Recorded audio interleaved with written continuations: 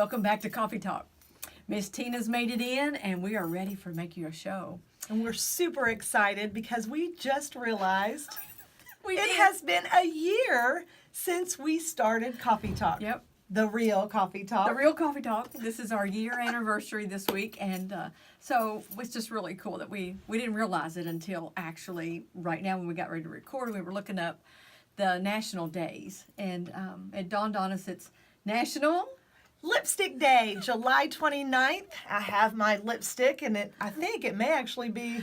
No, it's not the same one. It's not. But I do love my lipstick, and so July 29th, go out and find you some lipstick and celebrate National Lipstick Day. So we were making fun about the fact that we realized that last year on National Lipstick Day, we did our first show. We did. And we talked about it. I was super excited about all the pink lipsticks, and we talked about just the same exact thing, and so we had to bring it back and share with you guys so you will know. Yeah. We have some new and exciting national days. We do. What is the first one that we want to talk about? The first one I want to talk about is, this is just really, this is unusual. It is unusual. It is National Rat Catching Day in July. There's actually a day set aside for that. Now, what's so interesting about this is, it brings me to mind about a book. We just interviewed an author, Dave Taylor. He's got a book out that's called Ripples Over the Dike. Ripples Over the Dike. And in that book, he talks about how Madison got rid of the rats and By how rat they fighting. did it. Yes. Yes. Yes. So, National Rat Day, and then we interviewed Dave, and we have that story too. So you'll have to go get Dave Taylor's book, Ripples Over the Dike, and read about how Madison, Indiana got rid of the rats. Right, and what they did. But then we have National Rat Day, and how it came about was actually because of the story of the Pied Piper. Yes, and that was in 1284. It was 1284. And then there was a poem written about rats. Right, and then it came above that and went to July. So I guess originally the National Rat Day was June, and then now they've moved it to July based on an author that wrote it back in 1300s. Yes, 1376, he wrote a poem about rats, and I don't know why you'd write a poem about rats, but okay. Oh, it was about the Pied Piper. It was still the same. It was just along the same story line, and it was about the Pied Piper, and he had actually gotten the rats to leave the cities instead of the children, because remember the Pied Piper on the story. So it was just interesting. There is a National Rat Day still, and they're not even determined when it truly was or how it was established. So they just still celebrate it. Oh, I think that's kind of crazy, but anyway, it's a neat story. It is a neat story. And it did remind us of Dave Taylor. So, and like I said, you need to check out his book. It's in the bookstores in Oldham County and Jefferson County and Carrollton. So and Madison. Yeah. And the Village Jefferson Bookstore. County, Indiana. Oh, okay. Yeah. Jefferson County. Sorry. Yeah. So. But anyway, the really nice ones are, it's Lollipop Day in July. Right. And then there's another National Raspberry Cake Day. Yep. So there's several. You can look them up, but we just have fun telling you and sharing with you about them. We think they're fun. I love Lipstick Day. She does. I do. We're going to try to get our own. Bridging the Gap Productions is going to try to get our own. We're not sure. Maybe you can help us. There you go. Maybe you can send in some ideas for Bridging the Gap Productions, and we can have our own National Day. Yeah. Would that be fun? It will be fun. It'll be a lot of fun. And then we have something for you, too. We've noticed that when we're working with a lot of young people in our society that are coming in and looking for jobs, or, anybody 30 and under, we've seen an unusual change in the way they look at things.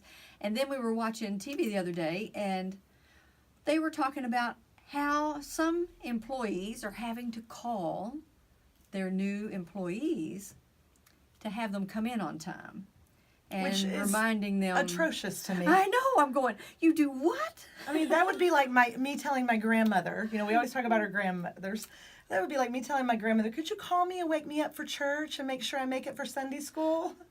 I don't think She would say, I'll call you, all right. Yeah, and then she'd be standing by your bedside with a switch or something, It wouldn't be very good. No, it wouldn't be at all. So we have a couple of tips Yes. for some employees. If you're looking for a job, there are ways to be a good employee. Once not only landing the job is very important, but also keeping the job and having those great recommendations follow you.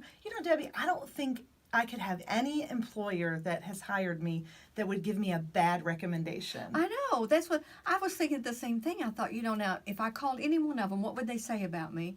And it would always be good. Right. I was always 15 minutes early. Which is a great point. We want to make sure. So if you're a new employee or an employee, of someone, be respectful of their time. Right. And I know I've struggled with times of being late before, and I always just learn to set my time a little bit early or work with those times. Right. And one thing, I also learned that you don't want to be on time to a job that you don't like. And so when you're late consistently and you're the employee, the employer thinks, why wouldn't you want to be here?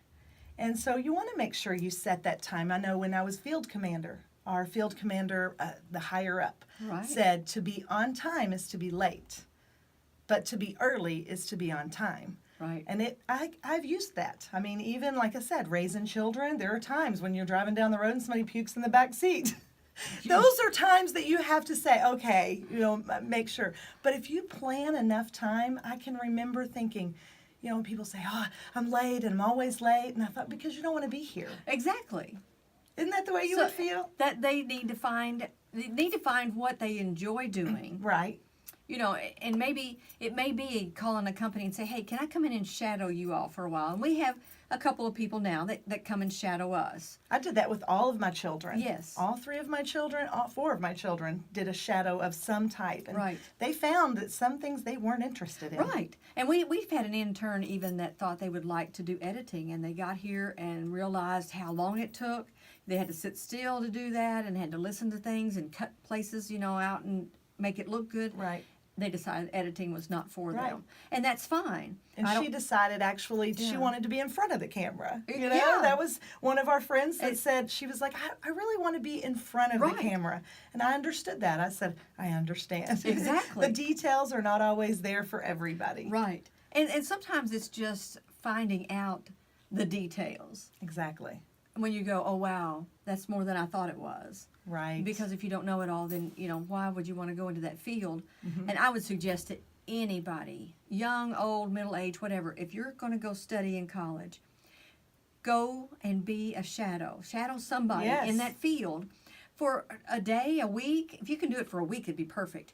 But if you can do it for at least a day, go and shadow them and see what's really entailed. Very, very much so. And then go to your college and set your schedule, because I think you're going to find that it may not be you want to do exactly what they're doing. It may be something in that field, maybe just not that one area you thought it was. Exactly. So, we talked about this. Not only should you be on time, 15 minutes early, as much as possible. Yes. Always try to set enough time ahead. But then once you get the job and you've got the time down and you're pretty much on a good schedule, now it's time for you to start thinking of how could you improve that business. Everyone is an asset. Right. And if you feel that you are contributing, yes, monetary reward is important. It's we talk about this. Yes. I know that sometimes it's very difficult and you have to make sure your budget fits your income. But you also want to make sure that you are contributing, because you don't have a ceiling. There is not a ceiling if you don't create the ceiling. Well, and then when we talk about contributing, what we actually are meaning here is not only do you find good ways to make that company improve or get better, but you also realize that you represent that company. That company is a part of you now. Okay. So anything that happens with the company reflects on you, and what you do reflects on the company. So you can't go out to dinner and eat and then yell at the waiter and think it's okay. It's not, because now you look bad and everybody knows you work at so-and-so. Exactly. So now you've put a little shadow over them also. And if that company doesn't follow through with what their contract says, or they say they can take care of this or that, and it doesn't happen, that also reflects on you, because you're part of that company. You need to make sure that happens. Right. If another employee decides to go on vacation or doesn't come in on time or whatever, that's their problem. Exactly. Your goal is to make sure the company looks good and you look good. Right. So you don't worry about other people. If they're late, obviously they'll go somewhere else eventually. And before you take the job, know your job description. Yes. Now, that doesn't mean you're limited to. I've never looked at anyone and said, but that's not in my job description. However, how can you add to that job description? Right. What makes you valuable? Yes. And so in my coaching sessions, if at LiveLove, I have Yes. a coaching, so it's life coaching, and we help people find what makes them feel good to do every day. So I'll actually sit down and we do a chart, and then we start marking off things. Oh, I wouldn't want to do that. I found in life a lot of people love hobbies. Yes. But they don't want to make that their career. And they don't even recognize that, you know. I know one person that I coached in New York, and she just kept saying, I hate my job. So finally I stepped back and said, what parts of it do you what do you hate? Right. You know, let's start looking for a job you love, even if it's working. You know, she was a little bit younger, and so it was working in a grocery store, but she just hated some parts of her job. And so we worked on that job description and finding what she did like to do about that job, and eventually she moved on to a job that she loves. See? And it is for monetary reward. It isn't for, she couldn't see the growth in it. And I kept saying, I've done many jobs, you know, I mean, anything that you can think of. And I always found what I love to do and excelled in that part of the career. I think that's very important for them to remember. And then too, you know, when you're going to work and you're on time, or you're 5 minutes late, or you didn't quite get the project done on time, or you got it done right at the cutoff, when it comes time for a promotion or a raise, I don't care what company it is. They're going to look at who came in early, who stayed a little late. And I'm not saying stay late all the time or come in, you know. And we're talking about balance. Right.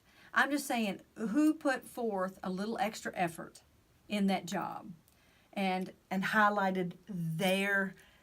your own qualities. And who worked well with other people, and who, if a job was not, say a project wasn't coming together, they stepped in and helped. They didn't take over. They just helped and said, hey, what can I do? And then helped out so they can work with other people. That's the person that's going to get the raise. Right. That's the person that's going to get the promotion. If you're 15 minutes early and you're definitely interested in that company, that's the one they're gonna choose, you know. The fact that you come in on time, right? If you don't put extra effort, you're not getting that raise and you're not getting the promotion. You've got to go a little step further. I'm going to add this in. We didn't even discuss this, so she's used to that, right? You guys are used to this too. 8th grade. I taught 8th grade for many years. And I remember telling those 8th graders, no, you do not do a job for me. I don't pay you. And people would always come back with that comment, why do I even have to do this? I don't get paid, you get paid, you know? And I remember saying, I have had so many, I mean, thousands of references from 8th grade. Yes. Ladies and gentlemen, that's I mean, think about that. I don't know how my recommendation would have been from my 8th grade, but I've had students come back and say, Miss Drake, would you mind being a reference for me? Yes. And I always said, you know, I will if I can give you a good one. And I always tried to find the good qualities in that person. Yes. But if they didn't fit that job description, I would tell that person first, I'm not going to give you a recommendation. I won't give you a bad one, but I'm not going to give you one. Not because of any reason other than that's not necessarily where I saw you at that time. Right. You know, you may need to find somebody that understands that quality. But if you had great qualities as an 8th grader, I would definitely do that. So this is not just in adulthood. Right. But all through your life, you need to think about what would people, you know, say about me if I were to ask for a recommendation. I think that's good when you go to the 8th grade, because I tell kids all the time that come and work with us that, you know, when we go out to eat lunch, you're going to be eating lunch with business owners. Yes. They have friends in the business world. Now, how you acted in that lunch meeting, and you go to apply for a job, and 10 years from now, they're going to go, wasn't that little... Exactly. Didn't I see them? Weren't they here and da-da-da? And that's going to make a connection. It is. And it may be a good one, and it may not be a good one. And then sometimes you can walk in and apply for something, and they remember they ate lunch with you, and you had proper etiquette, you know, and you were polite. But what is it you always tell me about the negative? It takes... This one scares me a little bit, but it is true. If there's something negative, that will be told 10 times. If there's something positive, it'll be told 3 times. So you have to remember that the negative will definitely overwhelm the good if you keep doing the negative. So you got to be really careful. But yeah, just right. Yeah.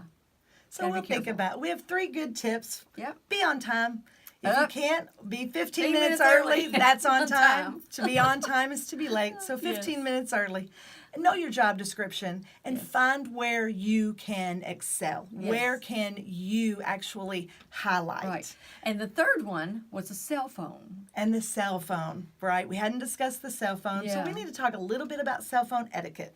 Now that's one that's really hard for a lot, because our cell phones are our lives now. They have our calendars in them. They have, all of our contacts, our emails, and everything like that. But as an employee, the employer expects you to put that cell phone away when you walk into the office, because they view that as personal time. Sure. So if you're answering an email, that's personal, unless it's to do with the business, and most people don't have their email on their phone. Right. They have it on their desktop at work. So, make sure you don't touch your cell phone. You put it in the drawer, you turn it off. Now, when is the appropriate time to look at your cell phone if you're working? What's that? I think they need to actually ask. I will tell you, my son is working in a place in Florence, Kentucky, and they're not allowed to have their cell phones on them. Right. So they have to be off the clock to use that cell phone. Right. And I feel that, if that's the job, once again, know your job description. If you're working with Bridging the Gap Productions, you probably will use or utilize a cell phone more than not. Yes. However, is there an appropriate time? Yes. There is. When we're having a conversation, don't go to lunch with me and stare at your cell phone. Exactly. Because I won't do business with you. Exactly. Because you're not interacting with that tells the person across the table that they're not important. If they're looking at the phone, whoever's in that phone is the one that is important to them, because you're ignoring them. Now, mommies, let's stop right there. Yeah. That's the biggest thing. And all mommies will look at me and say, I have to check on my kids. That is excusable as long as you state that and it's not continued. Don't sit there and have a 15-minute conversation with your kid when you're going to see them in 2 or 3 hours. Exactly. But if there is an emergency, Debbie and I have a rule that if they call once and they don't call back, they're okay. It can wait. But if they call twice, we know it's an emergency. We have to take a break, pause, and go check on our children. And our kids are, I think I have the oldest one. All mine are grown. Mine's 39, and they're all the way down to But it doesn't go 3 years away. of age. Yeah, they don't go away. Your parenting skills don't go away, especially with a cell phone now, because they can get a hold of you at every second, every moment of the day. But we also make sure that our family knows if we don't answer our phone, we are busy. We are in with a client, or we're recording something, so that they understand. Anything. Very much so. They have to wait. So we're coming up on the next part. We're moving on from employees. This is a new section. It's going to be just a few minutes. As she laughs. It is our Grandma's Corner. So we have and some unfortunately, I'm the only grandma here. She's not old enough I'm yet. a grandma to my granddogs. But I am super excited for Miss Debbie to give us some information or any type of advice as a grandma for the Grandma's Corner. So we're going to leave it up to her now. Well, I think one is, and I find it's very prevalent in families.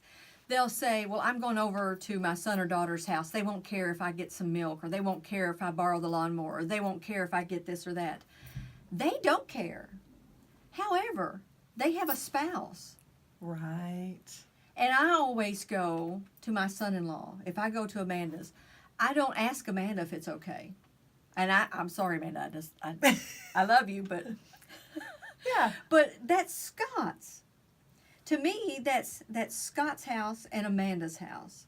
So I think I know Amanda doesn't care. And I know she would do anything. I could go in and take the whole gallon of milk, and she would just call me and go, okay, Mom. You took it. But I need to remember that that's Scott's gallon of milk too. Exactly. So I try to ask my son-in-law. So I would suggest, as a grandparent, when you're doing things with your grandchildren or whatever, not necessarily ignore your child, but ask your in-law, your son-in-law or daughter-in-law, what time do you want them back? Is there anything they shouldn't eat today, or that are their stomach ups, whatever? Something. Address it to the in-law. So include both parents. Right. Well, I mean, if you turn and ask your daughter or your son something, the in-law doesn't feel... You're right. But if I say, Scott, do you mind if I park my motorcycle in the garage? He's going to say, no, I don't mind, and Amanda's going to chime in. Right. Because she doesn't care. Right.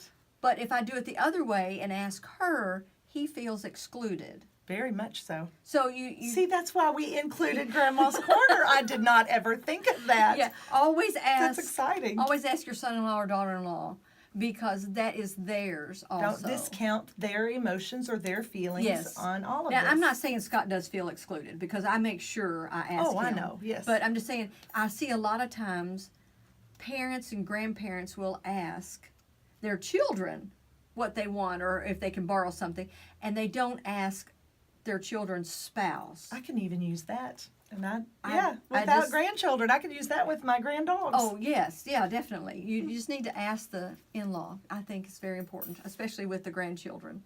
I like that thought. That was a great thought. Well, inclusion of the whole family instead of making one feel less than. My mom always does that. She always talks to Eric about the Eric and mom issues. You know, it's not necessarily. I'll even look at her and say, I don't know. You know, maybe it doesn't have anything to do with me. But she's always had that relationship, and I didn't think about highlighting it because they're going to be there hopefully for a long, long time. And you've got to make sure that they feel that what they think in your eyes is important. Very much. That's awesome. And you can look at it as, what would you want your mother-in-law or father-in-law?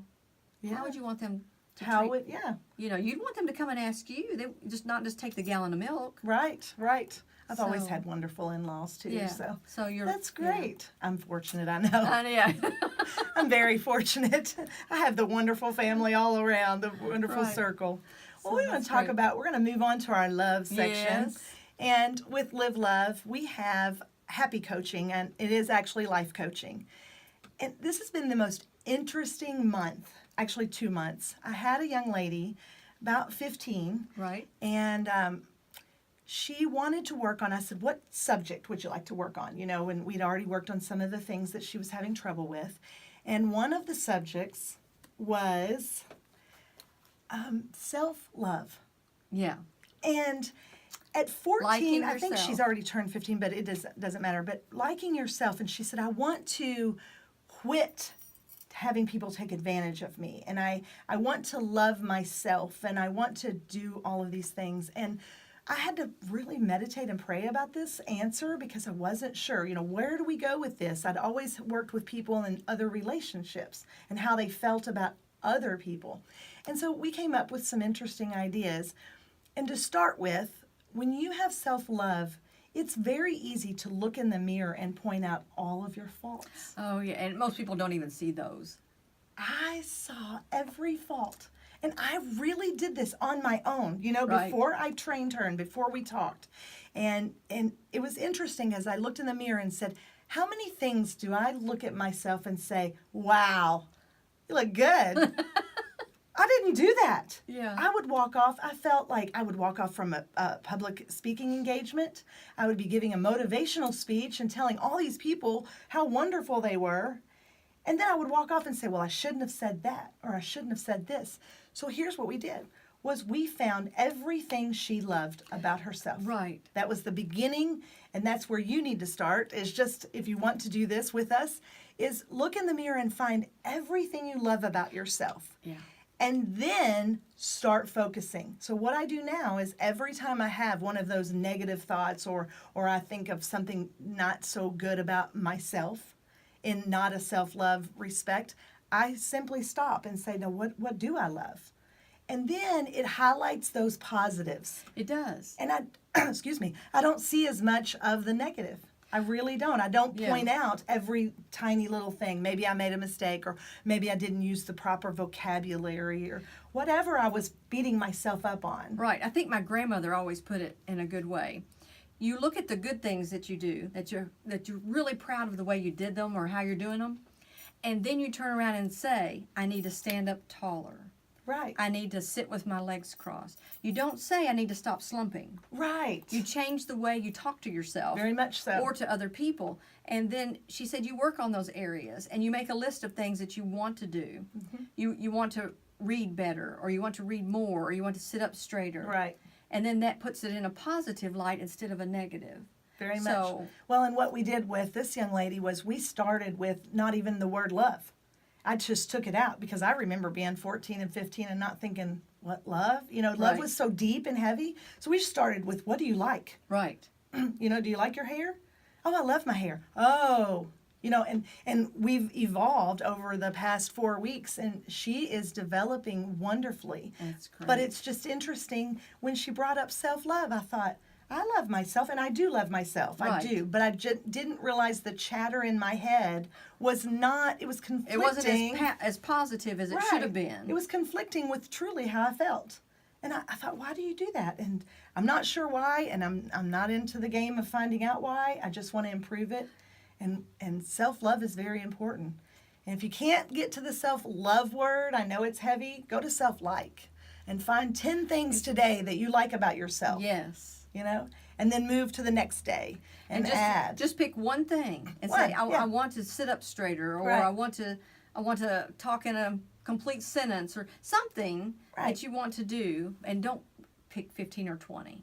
Oh, no. Yeah, do one, and then once you get that one comfortable, you're like, oh, just 15 or 20 things you already like. Yes. And then if you want to improve something, add one, add to that until you've improved. But I just thought that was a great topic, and it's great to hear her growing.